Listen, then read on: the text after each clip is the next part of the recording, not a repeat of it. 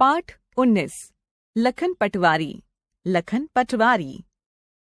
पाठ परिचय chapter introduction. प्रस्तुत कहानी में वर्तमान व्यवस्था में व्याप्त भ्रष्टाचार के विषय में बताया गया है। यह एक व्यंग्य कथा है जिसके द्वारा भ्रष्टाचार पर करारा प्रहार किया गया है। आइए पढ़कर जानें। एक दिन यमराज और नारद में विवाद हो गया। यमराज कहने लगे, मनुष्य सीधा सादा भोला भाला सरल हृदय जीव है।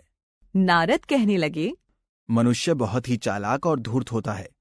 भाई यमराज जी, आपको सदा मरे आदमियों से वास्ता पड़ता है। आप क्या जाने मनुष्य के कारनामे। यदि आपका कभी किसी जीवित मनुष्य से वास्ता पड़े तो आपका विचार बदल जाएगा। मनुष्य सचमुच चालाक और धूर्त होता है यमराज जी। यह सुनकर यमराज को अचंभा हुआ। उन्होंने अपने दूतों को बुलाकर कहा, तुम अभी मृत्युलोक जाओ और एक जीवित मनुष्य को पकड़ लाओ। यमराज के दूत पृथ्वी पर पहुंचे। उन्हें सबसे पहले लखन नाम का एक पटवारी मिला। दूतों ने उसे पकड़ लिया। कहा, चलो, यमराज ने तुम्हें बुलाया है। पटवारी पहले तो चकराया, फिर धीरज बांधकर बोला, मुझे चलने में कोई आपत्ति नहीं। तनिक ठहरो, मैं अपने बाल बच्चों से मिलाऊं, फिर तुम्हारे साथ चलता हूँ। इस तरह थोड़ा सा समय लेकर पटवारी घर के अंदर गया। वहां उसने ईश्वर की तरफ से यमराज के नाम एक आज्ञा पत्र परवाना बनाया।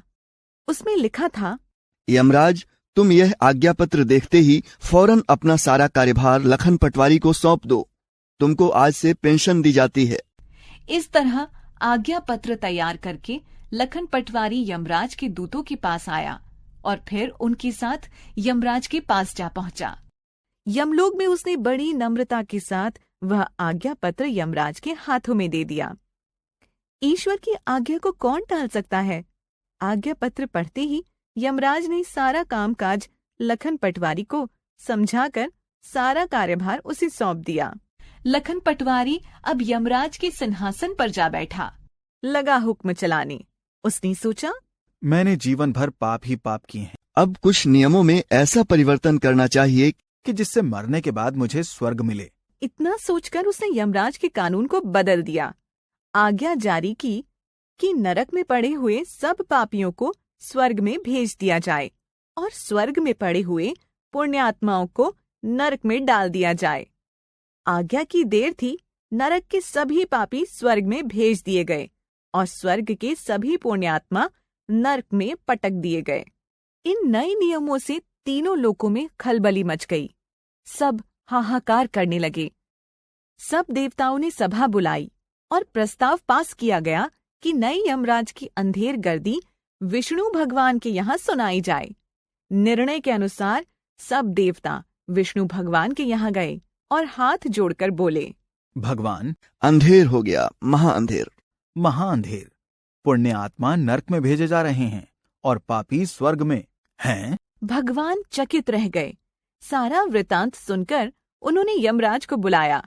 जब यमराज आया तो विष्णु भगवान ने धमकाते हुए पूछा, तुमने क्या अंधेर गर्दी मचा रखी है।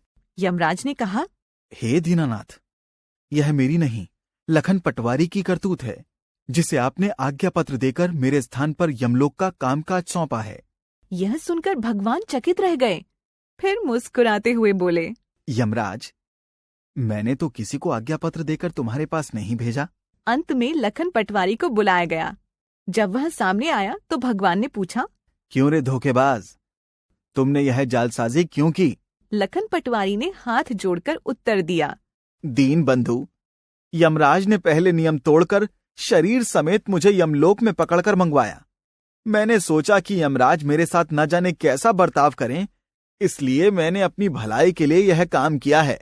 पूछताछ करने पर विष्णु भगवान को यह पता चला कि पटवारी जो कुछ कह रहा है सच कह रहा है।